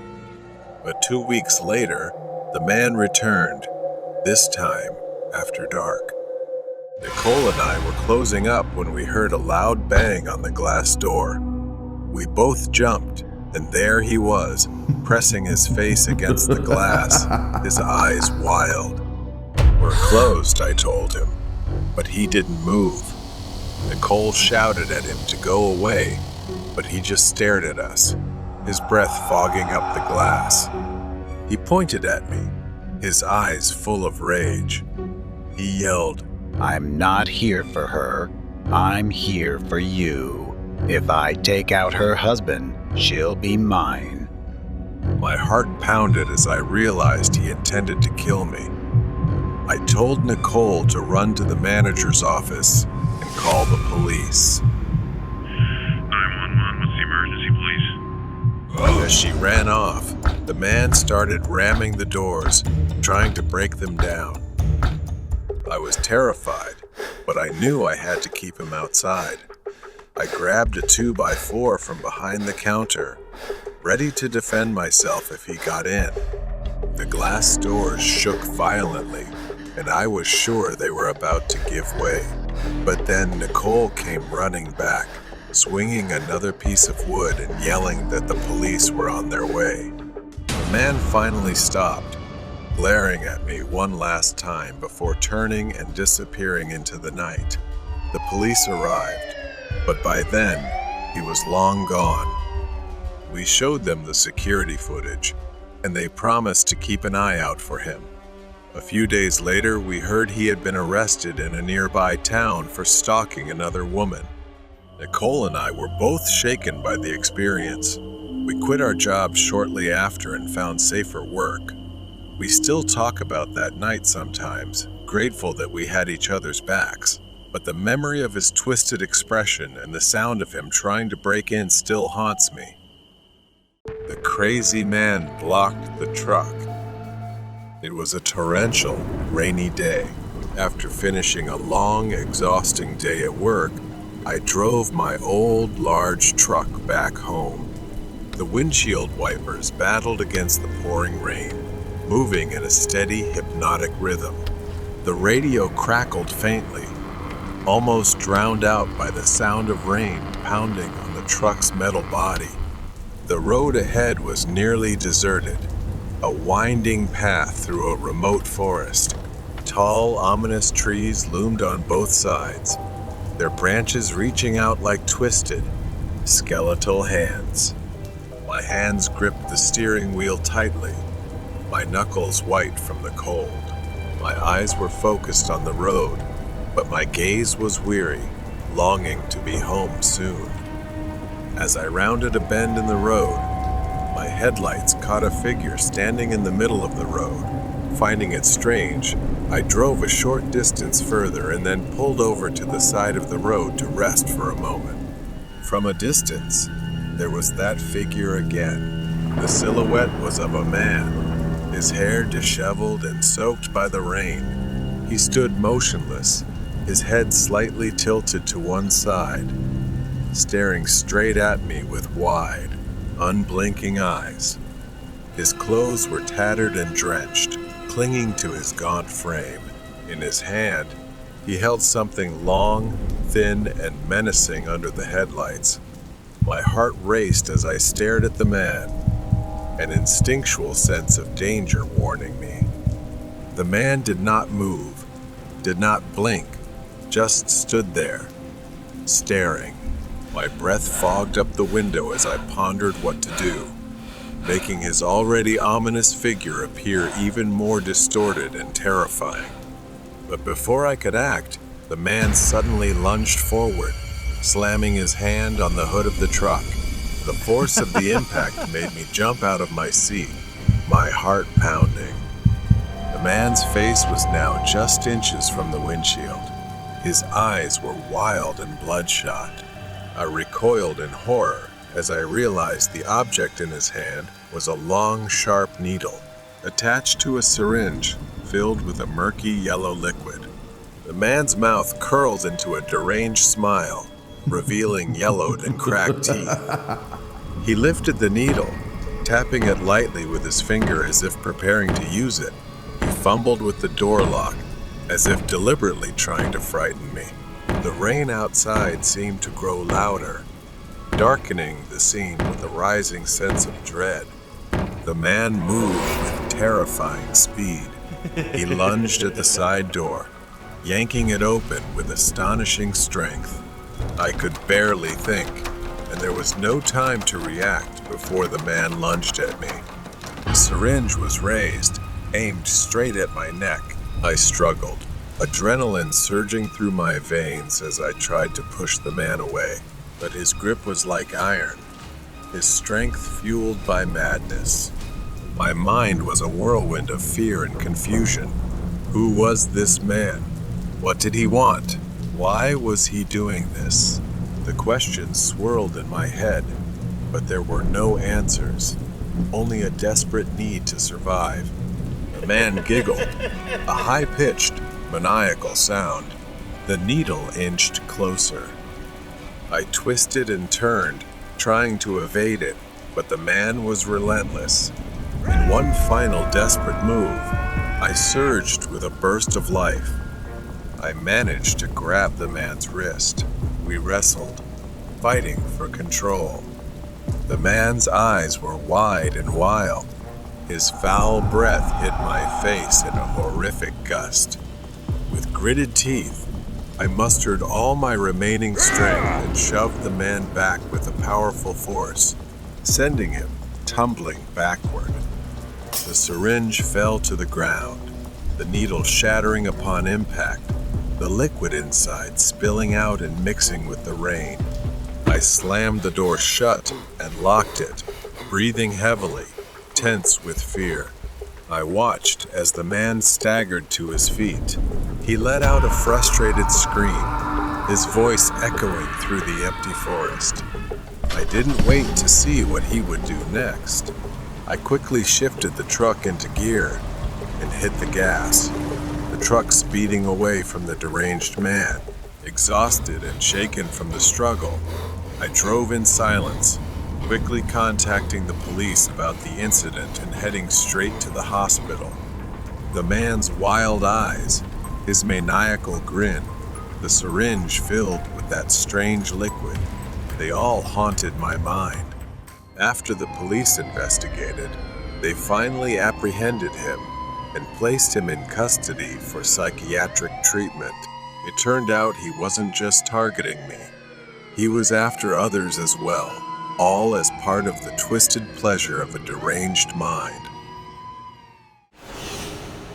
The Freak in the Morgue.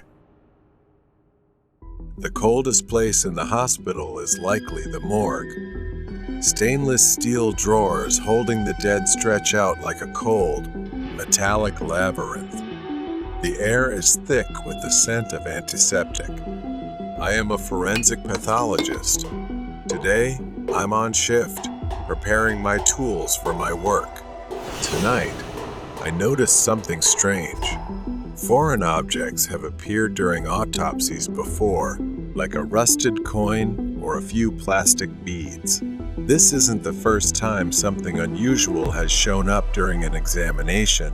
I stepped into the storage room, searching for some necessary items, but a few tools were missing. My eyes were drawn to a drawer slightly ajar. I pulled it open to find an empty space, feeling like something was missing, but I couldn't immediately identify what. A strange feeling washed over me, and I couldn't quite grasp what was happening. I hurried out, moving quickly down the dark hallway. I saw something move in the shadows. A hunched figure, resembling a man, dressed wildly with disheveled hair, was obsessively examining some medical equipment laid out before him. I couldn't believe my eyes. Horrified, I saw a clump of hair, a severed finger, and other small body parts. He held them as if worshiping and collecting them. I felt nauseous and disgusted by him, but I forced myself to stay because I knew I needed to do something. I hadn't finished my work yet. Suddenly, the man stopped and looked around, sensing something. I held my breath, praying I hadn't been seen. I rushed to the office, my hands trembling as I called the police, reporting the break-in and what I had witnessed. The dispatcher on the other end sounded shocked, but assured me that help was on the way. I hung up the phone, but I couldn't get that horrifying image out of my mind. Who was he? And what was he doing? Suddenly, while trying to find a place to hide, he spotted me and chased after me, as if he wanted to make me his next victim, the next piece in his collection. I ran as fast as I could, desperately searching for a place to hide. Fortunately, the police arrived just in time, and perhaps he realized that it was no longer just the two of us. He became distracted, giving me a chance to escape. I managed to escape and crouched behind the desk, eyes fixed on the door, counting every second until the police arrived. The police burst in and found the intruder in a frenzy, as if he had lost his mind. He was caught off guard, his crazed eyes wide with panic. The officers quickly subdued him, wrestling him to the ground as he snarled and fought like a cornered animal.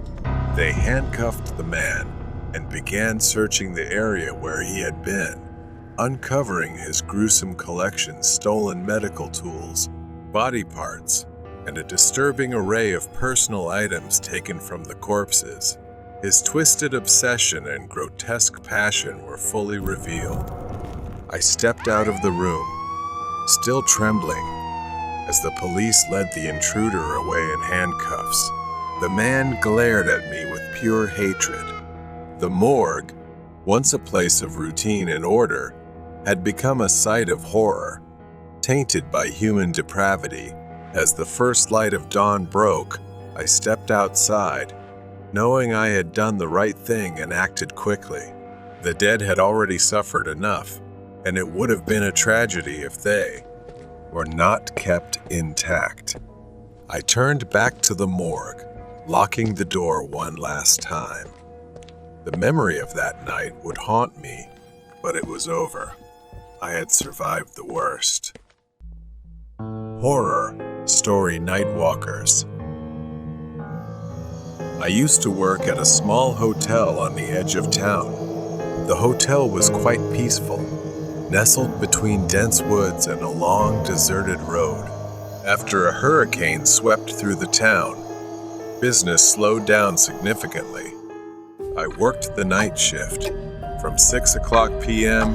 to 2 o'clock a.m., often without seeing anyone for hours. The only sound in the empty lobby was the ticking of the old clock on the wall. One night, I was sitting in the break room, sipping warm coffee and watching the security monitors when I heard a deep voice call out from the lobby. I got up and went to the front desk. There was a man standing on the other side of the glass partition. He was tall, with wild hair and a strange, jittery energy about him. He asked for some towels, so I handed them to him through the opening under the glass. He grabbed them with such force that it made me flinch, and then he left without saying another word. Curious, I watched him on the security monitor as he walked down the hallway, rubbing the towels against his face and neck. It was bizarre, but I shrugged it off and returned to the break room. About 10 minutes later, I heard his voice again. This time, he was back at the front desk, banging on the glass. "My key card isn't working," he shouted.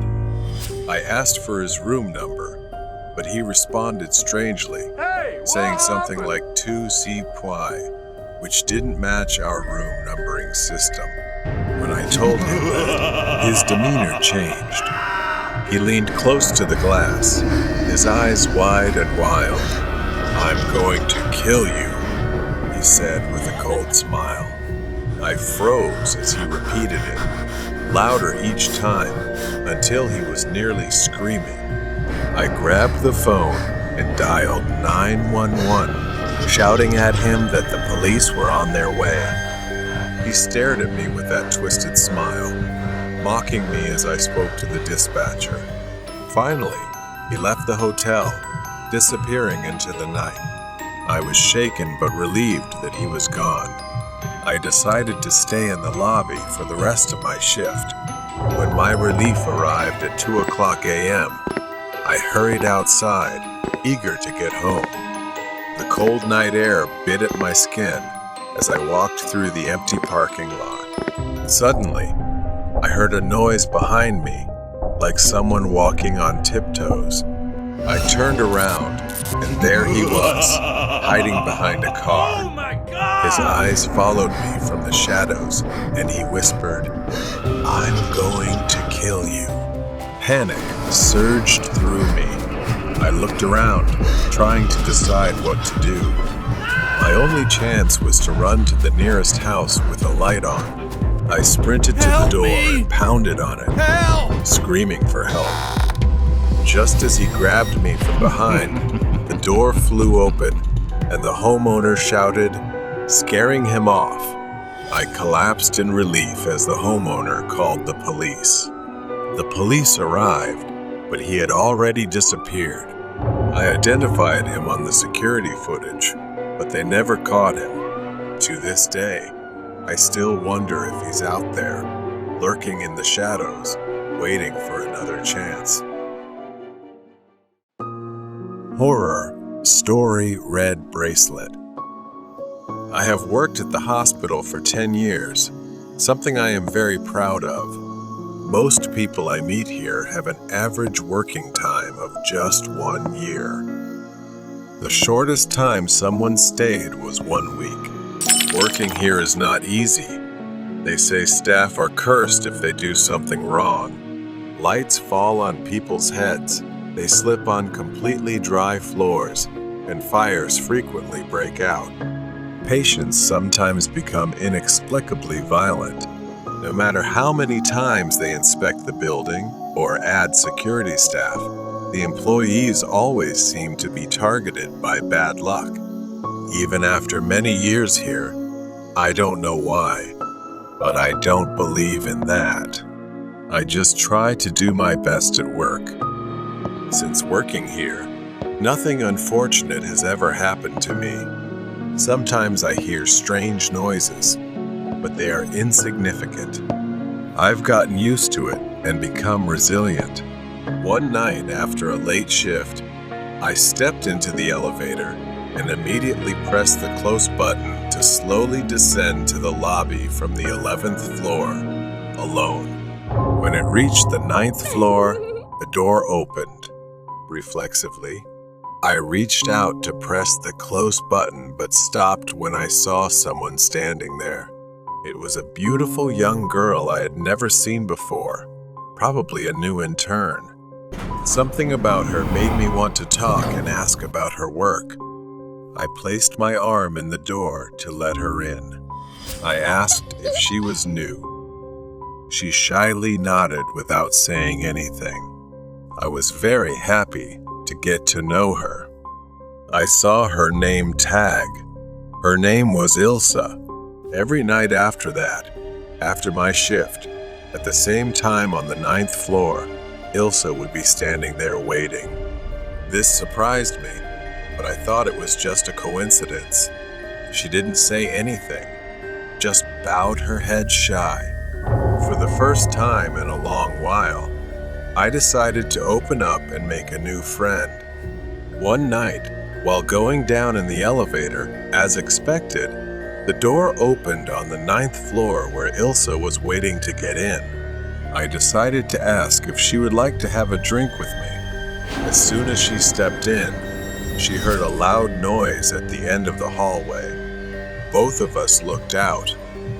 From the corner of the hallway, a dark figure of a man appeared. He was tall, limping, and heading straight for the elevator. Wait! The man called out, "And now." She immediately reached out her hand to hold the door. The man sped up and shouted, "Help me! Help!" As the man got closer, my stomach began to churn. Wait, something wasn't right with me. The man was now just a few steps away from the elevator. He waved at us, revealing a red wristband that was bleeding. I immediately pulled Ilsa back and closed the elevator door. He pounded on the door continuously. I recalled the cold, clinical atmosphere of the morgue. The bodies lay on metal slabs, each with a red wristband.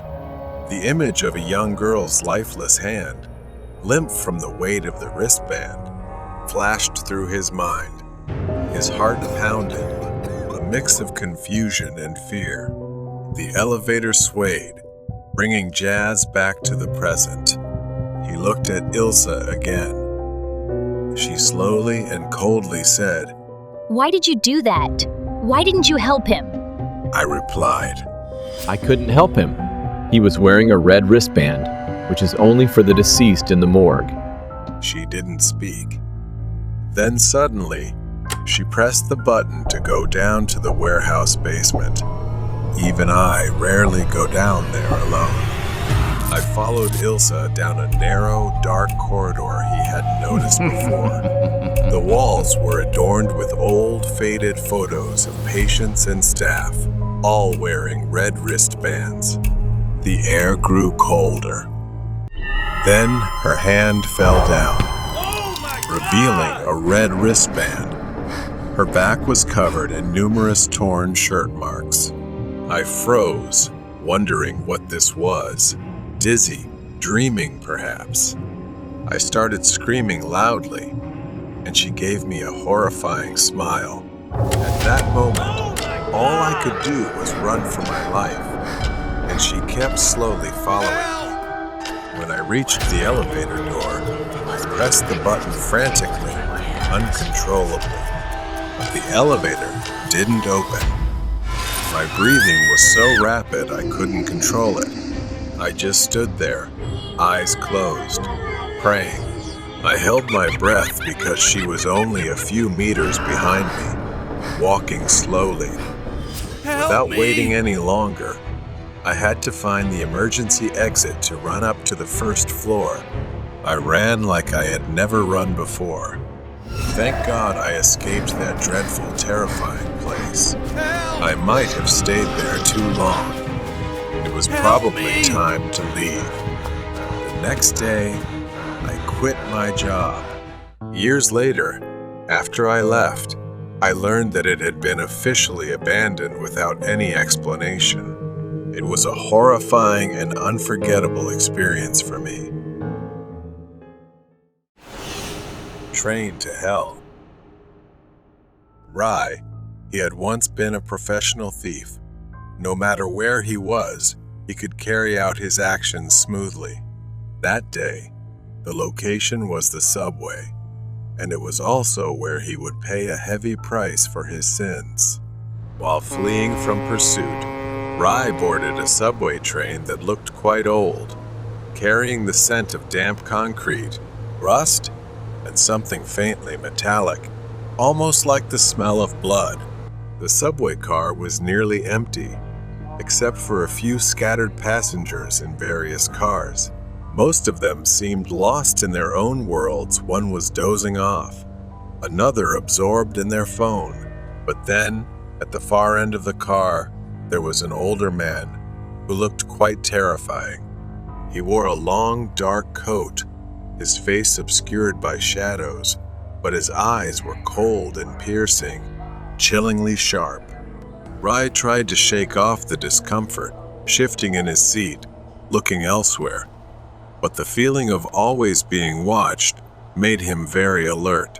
The subway suddenly jolted, the lights flickering more violently before dimming to a weak, pale yellow. The train began to slow down, the sound of the brakes screeching like a high-pitched wail echoing through the thief's skull. He glanced around, noticing that the other passengers had disappeared, leaving only him and the mysterious man at the end of the car. He tried to stand up, move toward the exit, but his legs were stiff. The man in the dark coat began to stand up, moving toward him with slow, deliberate steps, his eyes never leaving the thief. The subway train came to a complete stop. The doors remained closed. The thief was trapped. The man approached the thief, raising one hand with fingers unusually long and thin, and waved it slowly in front of the thief's face. The thief's eyes glazed over, his mind succumbing to the invisible power of hypnosis. His body went limp, collapsing into the seat as he was pulled into a vision, deeper and deeper, until the subway car completely vanished. Rai found himself standing in a nightmarish version of a subway station.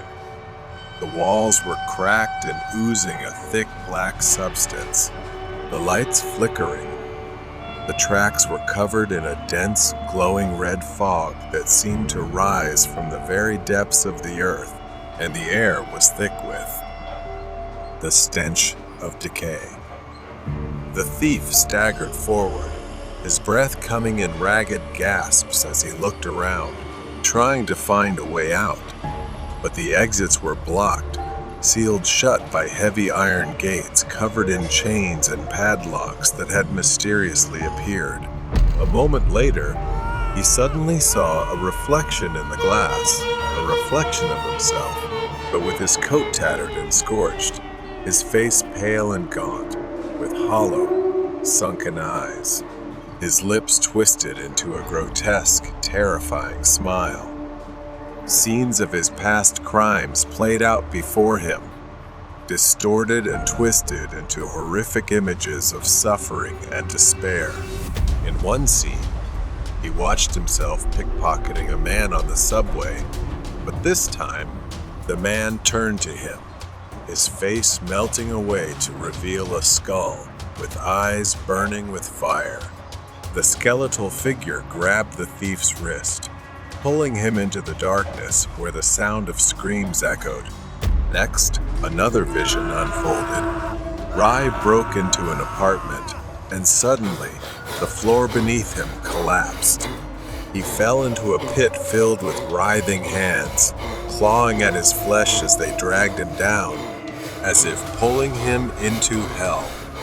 The images kept coming, each more horrifying than the last. Each vision was a punishment for the sins he had committed. He saw himself as one of the damned, trapped forever on this hellish train, riding the tracks of torment for all eternity. Inside the train, the thief was surrounded by the ghosts of his past victims. Their eyes burned with the fire of hatred. In his own eyes, the furnace roared with life, the flames growing hotter until they consumed everything. The thief was left in total darkness. The thief snapped back to reality, gasping for breath, his body drenched in sweat. He was back in the subway car. The man in the dark coat was gone, leaving only the sound of the train clattering on the tracks. Shaking, the thief staggered to his feet and exited the train. As he stepped onto the platform, he glanced back at the subway car. The train pulled away, the sound of its departure echoing through the empty station. The thief stood alone, the weight of his sins pressing down on him. Now he knew that there was no escaping the consequences, the punishment for his actions. Since that day, he has lived in darkness, plagued by agonizing headaches that feel like torture. He must live in fear, haunted by what he had seen and experienced. Perhaps this is just one of the punishments he has to endure. Two children without eyes. The setting sun cast long shadows over the quiet suburban neighborhood. Ivy, a young woman in her 20s, was walking home after work. The streets were unusually empty, and the air carried a strange chill. As she turned the corner, she noticed two figures standing under a flickering streetlight. They were children, a boy and a girl, around 8 or 9 years old. They stood unnaturally still. Ivy wheezed. Steps slowed as she approached them, a growing sense of unease with each step, but it was the only way for her to get home. The children simultaneously turned their heads, and Ivy's breath caught in her throat.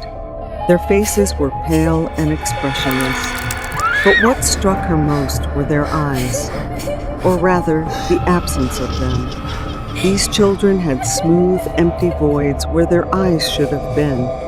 The eye sockets were dark and hollow, an abyss that seemed to pull at her very soul.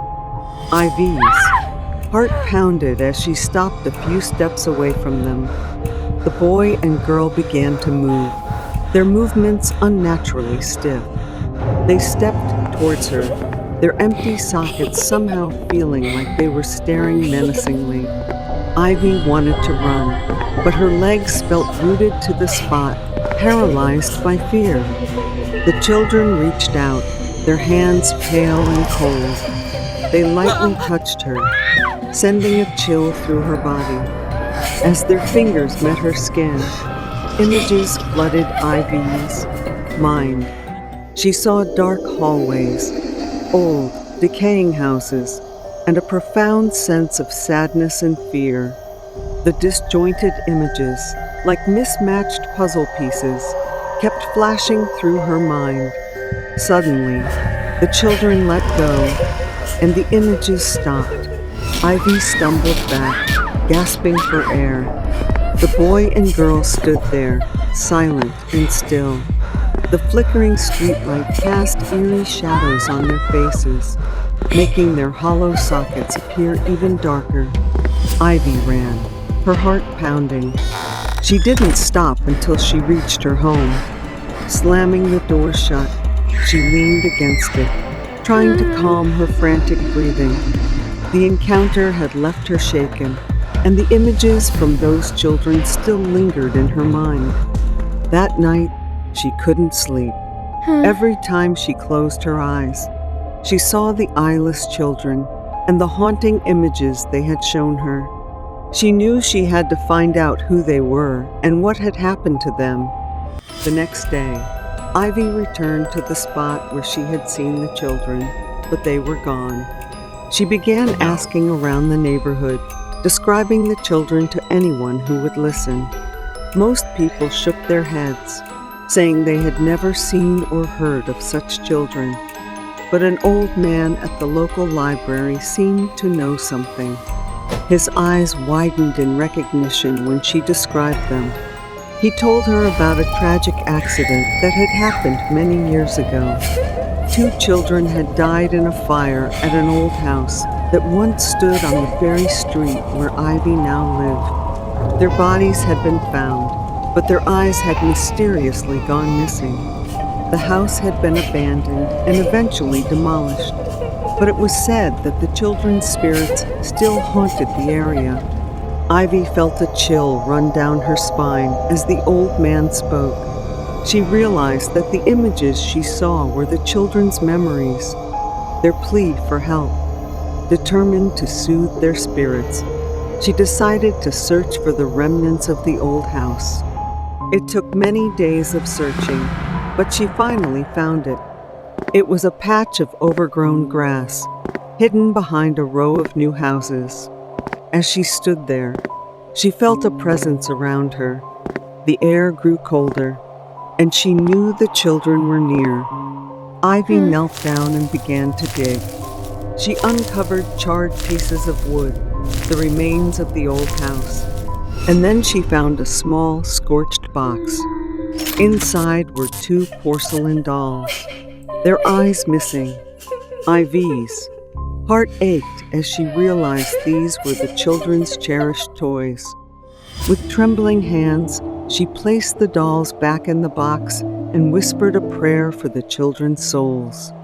The air around her seemed to lighten, and she felt a gentle breeze brush her face, as if in thanks. Relieved, she knew she had done the right thing.